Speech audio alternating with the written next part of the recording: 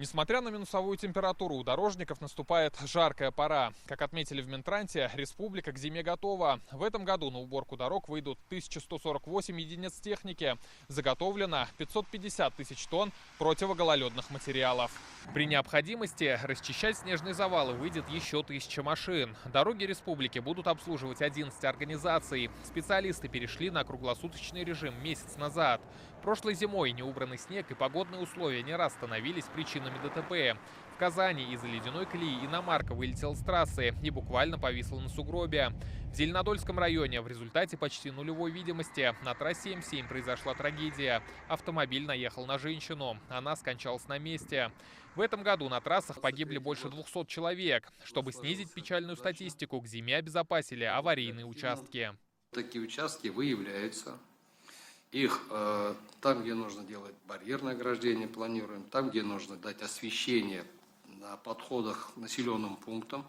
Особо важная история. Порядка 300 миллионов рублей на это направляется ежегодно. Около 70 километров таких участков освещаем. В 2023 году по заказу нашего учреждения отремонтировано около 60 километров федеральных автодорог в Татарстане. Работы по устройству слоев износа завершены на 4 участках общей протяженностью 45 километров. Капитально отремонтировали 3 участка общей протяженностью 18,7 километров. В этом году площадь уборки увеличилась за счет новых дорог. В Казани на 570 тысяч квадратных метров. В республике открыли 7-й этап трассы М12. Следить за безопасностью на автомагистрали будут аварийные комиссары. Вызвать их можно будет по номеру, указанному на экране. 24/7 на трассе будут дежурить 27 экипажей. Время реагирования 20 минут. Если где-то на трассе мы видим, или кто-то по сигналу звездочка 2323 сообщил, что машина стоит на обочине. И мы понимаем, что на обочине стоящая машина – это потенциальная авария.